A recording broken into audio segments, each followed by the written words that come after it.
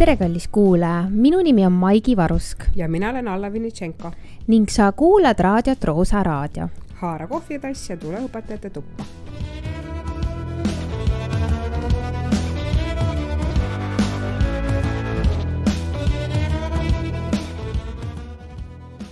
Suvi, tü-tü-tü-tü-tü.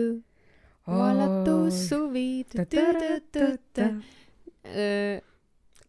Mul juba läksid mõtted ära randa. Randa või? Mitu nädalat? Koduküla randa. Palju jäänud on? 3 nädalat või? 3 nädalat, jah. Ja kas sa juba ka kritseldad neid päevi kalendris maha või? No põhimõtteliselt ma ikka mõtlen ja ma mõtlen nagu ette ja ma täna võtsin oma kalendri ja vaatasin nagu keerasin ja vaatasin, nii vähe peab nagu keerama edasi, et nagu tuleb. Jah, see on väga põnev, mis vaatevinklis sina vaatasid, mina vaatasin, kui vähe on aega, et hindeid juurde saada. No sina vaatasid nii, aga no eks mina pärast mõtlesin selle peale ka, aga ma vaatasin ka, et nii kuidagi kiiresti on läinud ikkagist, on ja? Minu meelest ka, ootamatult kiiresti saabub see lõpp vist. Ei, ma arvan, et see lõpp on pigem siuke aeglane ja ma tunnen, et õpetajad alati nagu kevadeti on nagu ära õitsenud võililled. Jaa, ka minu särav nahk ja silmaalused reedavad juba väsimust.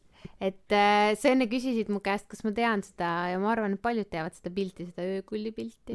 Et õppeaasta alguses särav juuksed väga sirgelt sätitud kakuke ja siis aasta lõpus on räsitud kohvitassiga silmad grillis linnuke. No ma arvan oleneb tõesti, ma arvan, et võib-olla see aasta vähem kui eelmine aasta, ma näen nagu seda, võib-olla see aasta oli nagu kohalt oli isegi see, et on siis on ja kui on nii, siis on nii ja. Aga sa arvad, et distantsõppel vahepeal see 2 kuud, mis me olime, kas see nagu Mina arvan paljud lõid käega. Õpetajad või õpilased? Mõlemad. Nõus. Ma arvan, et see oli nii väsitav ja kui nagu öeldakse ka, et Lauri Leesi on välja toonud põhimõtteliselt 40% gümnaasiumis võib-olla omandatakse, alla poole on see efektiivsus, siis võib-olla me nagu leppisimegi sellega. See aasta mul tundus nagu, et ei pandud nii palju üle, oli küll struktuur ja olid need online tunnid, aga ei olnud nagu seda nii-öelda hullust, et pildista igat oma sammu ja võib-olla nagu me nagu jõudsimegi sinna, et me juba oskasime ja teadsime, et 3 on kohtuseadus. Või? No, elame näeme.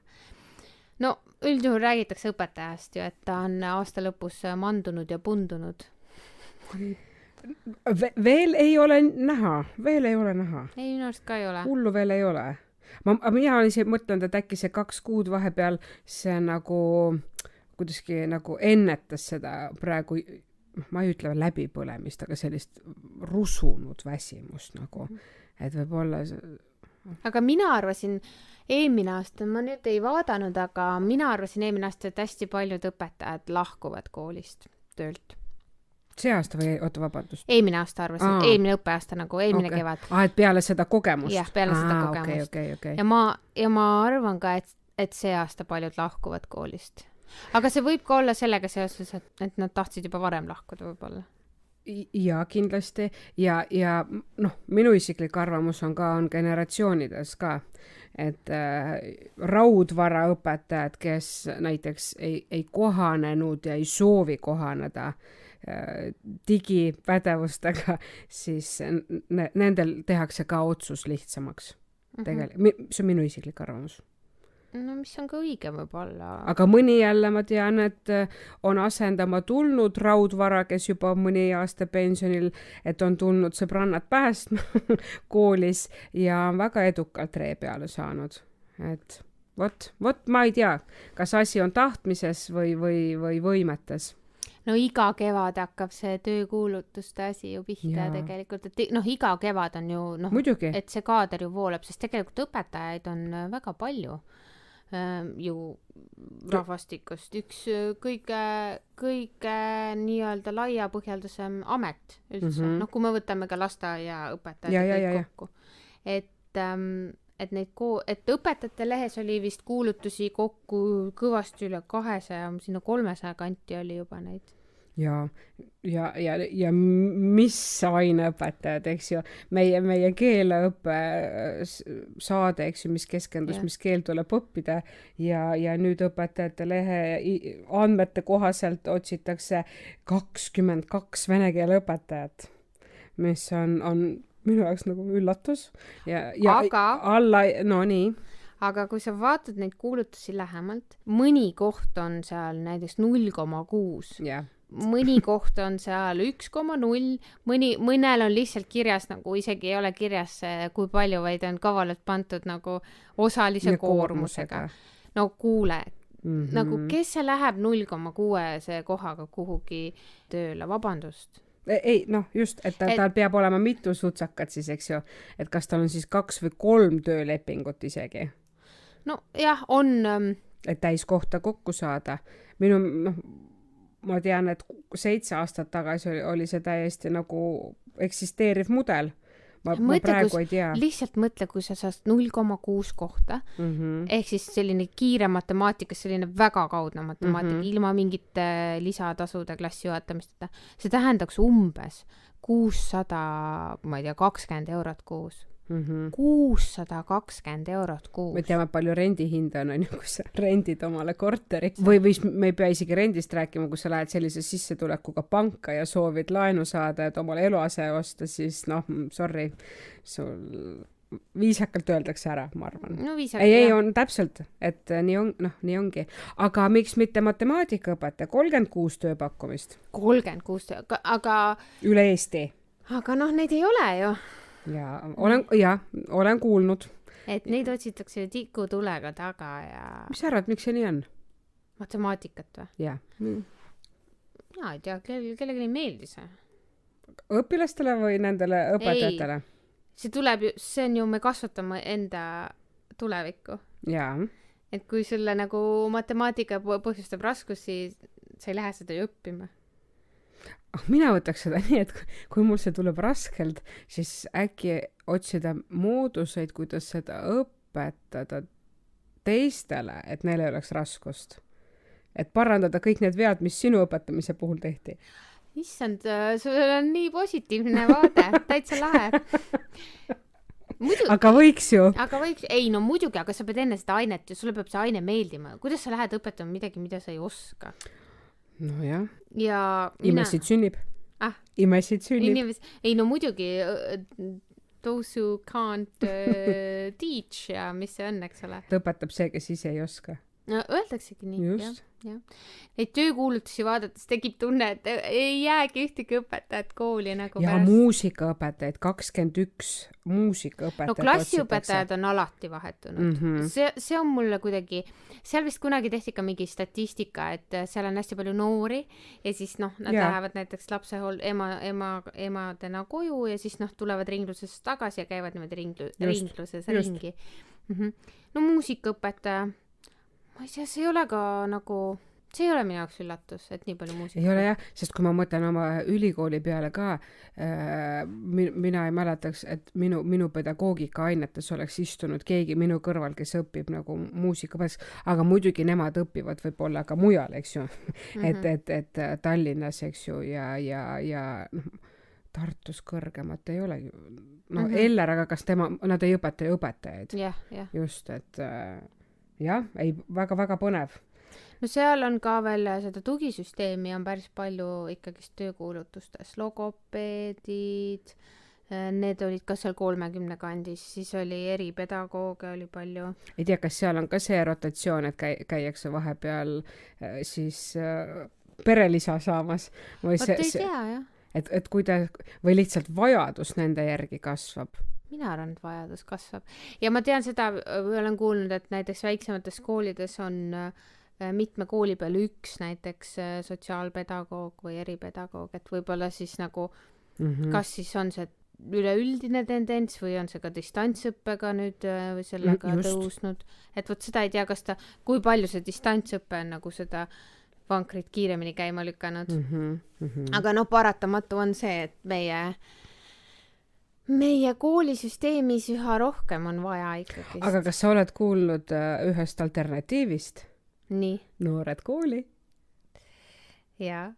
kuidas see meile mõjub? Sa tead mu arvamust, sellist arvamust, mis ma sellest arvan? Ei, ma arvan, seda tunneb iga õpetaja, kes on ikkagi selle ülikooli hariduse läbi käinud, kas 7 aastat, mõni rohkemgi ja mõni võib-olla vähem. Aga jah, et kas sa võrdsustad 2 aastat õppimist ja töötamist sellega, mis sina ja mina oleme saanud, eks ju. Minu arust kõige lahedam on see, et sellel aastal alustas Noored kooli, uhkelt oli see välja toodud nende sotsiaalmeediakanalites, et 48 uut osalejat siis tuli nende 15. lendu.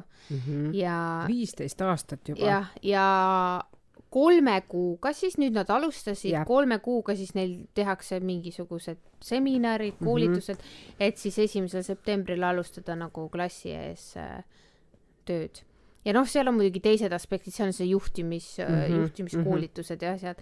Aga minu küsimus on see, et kui me tahame nagu, et õpetaja amet oleks väga prestiižne, siis tundub nagu siuke, et jah, tulge siia 3 kuud, õpetame. Teeme populistlikku propagandat. Jah, et tulge siia, õpetame teid 3 kuud ja minge siis, olge õpetajad. Aga siis nad ei tohiks olla õpetajad. Nad peaks olema mingi... Samas, kui nad neid pedagoogilisi aineid samas mahus läbivad. Selles suhtes, et mina olen isiklikult Noored kooli projektiga niiviisi kokku puutunud, et ma olen töötanud ühes asutuses nende tulijatega. Nemad toovad värskust sisse. Neil on muidugi see kohanemine, mina olen näinud, et läheb nagu üle kivide ja kändude, sest tihtipeale need tulijad ei taha olla need õpetajad, kes neil olid. Nad tahaks midagi uut ja põnevat, aga siin põrkub see, et mis ressurssi on koolil pakkuda. Ma ei räägi mingit materiaalsust, vaid õppevahendeid, et üldse midagi rakendada. Aga ma ei saa sellest aru. Kuidas on see võimalik? Sa oled nagu ükskõik mis õpetaja. Ükskõik mis aineõpetaja. Kuidas on see alla? Tee mulle selgeks.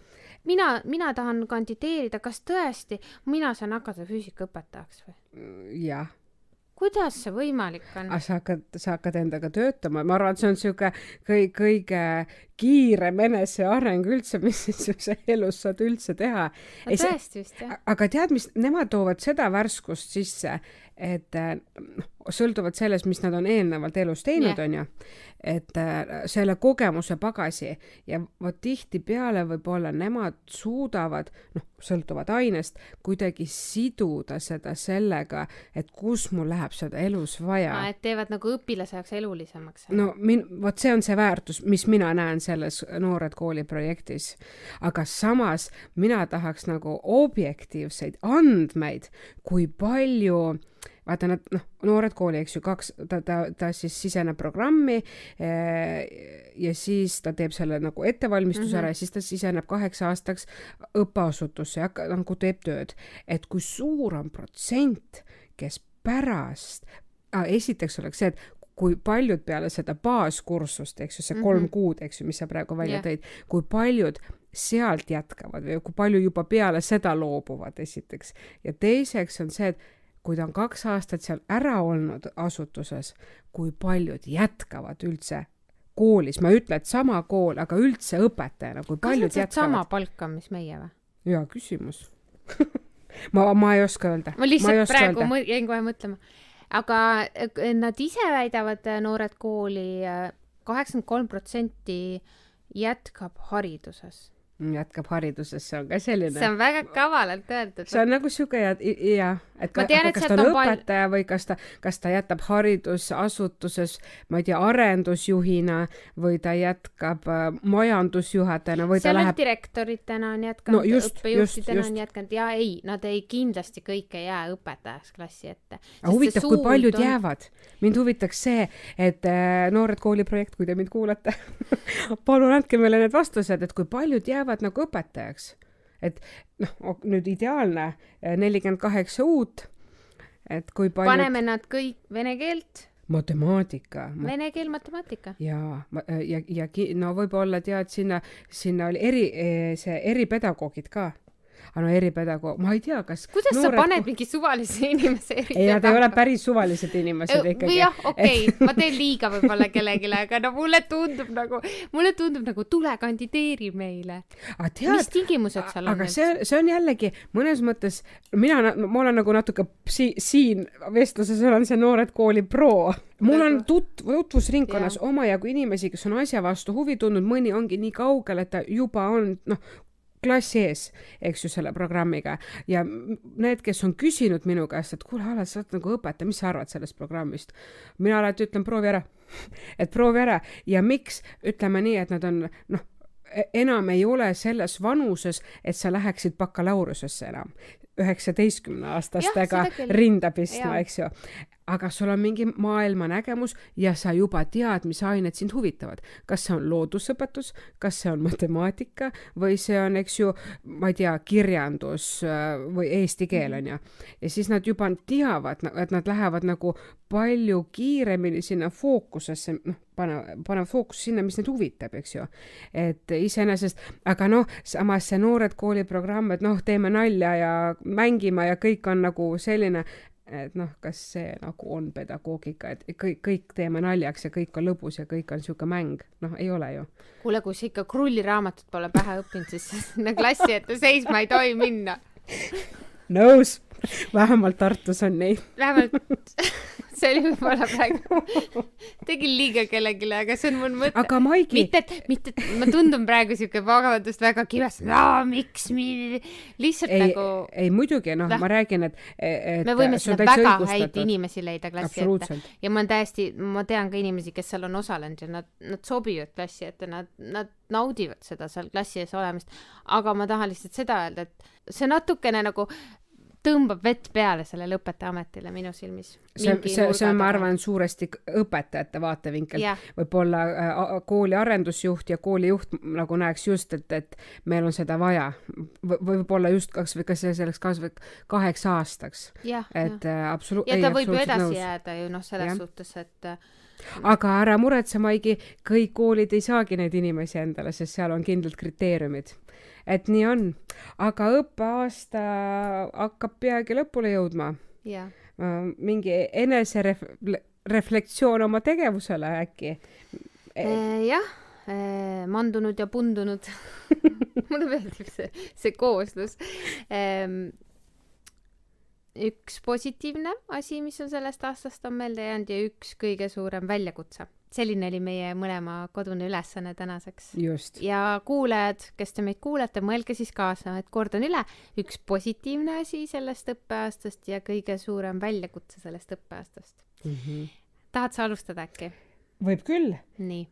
Positiivne on see, et peale 6-aastalist pausi õpetajatööst on räige eneseareng toimunud. Ma olen nii palju jälle saanud lugeda. Ma ei teadnudki, et ma sellest lugemisest nii palju olen puudust tundnud. Igasugused metoodikad. Ma olen lugenud, ma olen kolleegidega vestlenud.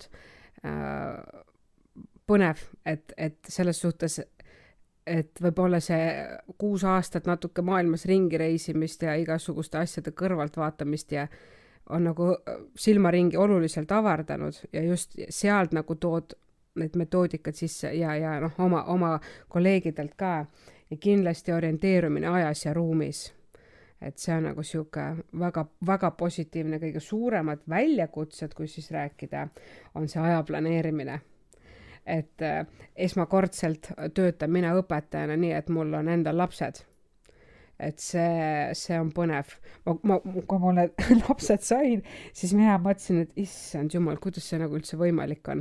Et siis hakkasid nagu aru saama, et mis see tähendab, et lapsevanem ja õpetaja. Et see, kuidas see töö koju kaasa tuleb ja kas ta üldse saab kaasa. Sa võid ju seda võtta, aga sul ei ole seda aega, et seda teha seal kodus. Siis kindlasti õppisin ma siuksed need teemad, mis endal võib-olla kõige vähem emotsioone nagu tekitavad, et kuidas neid põnevaks teha ja kuidas neid õpetada nii, et õpilastele meeldivad. Ja minu üllatuseks on see, et need teemad, mis minu kirgi nagu üldse ei küta, ma olen nii mõnelgi korral teinud sellise tunni, kus sa näed, et õpilasel silmad säravad, mõtled, õnnestuski. Kuigi see on minu meelest üks kõige suurem selline siuke väljakutse. Et tee midagi põnevaks, mis sind nagu ei köida. Mis sulle endale ei meeldi? Ma ei saa öelda. Miks sa ei saa öelda? Teatud ajastud ajaloos. Kuule 2018 aastal Rakke koolis. Mäletad? See propagandaakt. Minu arvates on see propagandaakt. Ja vot see on see, millest mina nagu hoidun. Mina proovin, ajalugu on väga raske õpetada tegelikult hinnangu vabalt. Tegelikult, aga tuleb proovida, tuleb õppida. Et ei tohi hinnanguid anda. Sul võib olla oma arvamus, aga ära kunagi unusta lisada, minu arvates on. Mitte... seda me õpetamegi ju koolis või... Just, et minu seisukoht on aga nii, et ma lähen sinna ja annan konkreetseid hinnanguid mingisugustele nähtustele. Lubamatu. Seal ju õpetaja proovis siis välja tuua vist vaktsiini negatiivseid külgi ja vaktsineerimise negatiivseid külgi. Bioloogiaõpetaja, eks ju? Bioloogiaõpetaja, mina on ratsionaalselt mõtlev isik, kellel on õigus oma arvamusele, minul on raske seda seisukohta mõista. Ega see ei tähenda, et sa õpetaja oled, et sa nagu peaksid olema kuidagi haritud. Jah, see on vist see minu nõrk koht, ma veel õpin seda nagu, et see üks ei eelda teist on et kujutate ette, ma lähen klassi ette ja hakkan natsionaalsotsialismi propageerima. Või mina käin klassi ees ja ütlen kogu aeg, et ma olen lame. Ei, tegelikult ma ei... Maakera on lame ja seda hoiab üleval 2 kilpkonna ja Ei no tegelikult, kui sa vaatad praegu statistikat, ma jään vastuse võlgu, aga millegi käis see küll meediast läbi, et Ida-Virumaal eriti, et 30% võib-olla kas oli vaktsineeritud või vaktsineerimata õpetajatest, aga vahet pole kummad pidi ta on, ikka on nagu ühtepidi on suur number, teistpidi on hiiglaslik number nagu. Ei, siinkohal ikka esindan seda, et see on nagu vabatahtlik, aga selles suhtes iga ratsionaalselt mõtlev inimene peab olema võimeline ennast kurssi viima nende nagu positiivsete ja negatiivsete külgedega ja isiklikult järeldama, mitte see, et uudistest öeldi või see infokanal väitis seda. Aga mõtle, milline võim sul õpetajana on käes. See on hirmus tegelikult. Sul on selline võim, sa võid rääkida mida iganes. Sa võid, me võime ka nii-öelda täiesti madalal tasemel, ma võin rääkida keeles, et reegel on nii ja nii ja mind usutakse. Keegi ei hakka ju kahtlema. No mõni võib-olla taibub ka aga see, ma võin öelda, et vail lauses ei ole tegusõna lõpus, püha jumal, ei ole, teisel kohal. Pange. Ja võib-olla ma olen sinuga nõus. Ja see on tegelikult päris hirmus. See on see hirmutav pool, sest mina pooldan täiesti nagu seda hinnangu vabad. Ma esitlen, mul oli näiteks eelmine nädal siuke situatsioon, eks ju, teema väga aktuaalne, Iisraelis toimuv. Klassis on siis juudi päritolu noormees ja araabia päritolu noormees. Ja kuidas sa selles klassis räägid sellest konfliktist? Nii, et mitte keegi ei ärritu ja nii, et nad omavahel endiselt veel, ma pean siinkohal lisama, et need poisid on parimad sõbrad, et selles suhtes, et sa pead mõlemad nagu kaalukaussi näitama ja nüüd on lugupeetud õpilased teie koht otsustada, kes on selles loos hea või halb. Kui ma hakkaks ütlema, mis mina asjast arvan ja projekteeriks ainult oma arvamust, siis minu jaoks on see propaganda, see on inimese meelsuse mõjutamine ja mina arvan, et see ei ole õpetajale kohane tegevus. See on päris suur väljakutse sul klassis. Aga minu suurim väljakutse sellel õppeaastal oli maskiga ellu jääda. Mitte, et ma oleks maski vastane, jumala eest mitte, aga minu jaoks oli väga raske alguses vaimselt seda maski kanda, kuna ma olen tundnud, et keeleõppes nii palju annab mu suu edasi. Kõik need, noh, et kui ma õpetan hääldusi ja asju ja mul alguses oli nagu, et no mida kauem see nagu venis, siis ma mõtlesin, issand, palun, ära veel tule. Ja siis ta tuli novembri lõpus vist või novembri keskel, on ju. Et noh, see ma jäin ellu, ma saan hakkama, aga ma ootan seda päeva, mil tuleb nagu teada, et enam ei pea nagu kandma maski. Kas sa oleks nõus kandma seda vigurit ümber kaela, mis seda vetsupoti prilllauda või? Sa leiad nii kaunid sõnad endale asjadele. Ma ei tea, mis ta tegelikult nimi on, aga see, see mingi prillaud. Imur või jah, ma tean, mis on, nagu rüütel käid. Ma arvan küll, noh, miks mitte. No alternatiiv maskile. Jah, noh. Absoluutselt. Palun, sponsoreerige mind. Ja see oli minu kõige suurem väljakutse. Ma sain sellega hakkama ja ma juba poole peal nagu sain selle, või suhteliselt kiiresti sain sellest üle ja nii on, et kui on selline aeg, siis on selline aeg. Ma ei olegi varem niiviisi mõtlenud, keeleõpetajale mask, see on ju milline takistus. See on ikka jõhker tegelikult. Jah. Järgmine asi, mis võib-olla oli positiivne, ma ei ütleks ka, et see mask nüüd nagu negatiivne oli, et positiivne oli üks asi, millega ma hakkama sain ja see oli minu isiklikus õpetaja arengus, oli see, et ma sain meisterõpetajaks, et see oli mine... ma nägin neid kriteeriumi, see on übermensch, ülim inimene. Jah, et selles suhtes, et see oli üks asi, võib-olla see võttis nagu kauem aega, kui ma arvasin, sest ma tegelikult hakkasin seda tegema eelmine aasta millalgi juba. Vaikselt hakkas nagu tiksuma, hakkasin nagu koguma neid asju, sest see kogumine võtab nagu jõhkralt aega. Kas ma tean õigesti, et neid üliinimesi valiti see aasta kogu riigi peale ainult 6 või said selle? Vist oli jah midagi sellist. Sa oled 1 6, Maigi. Palju õnne.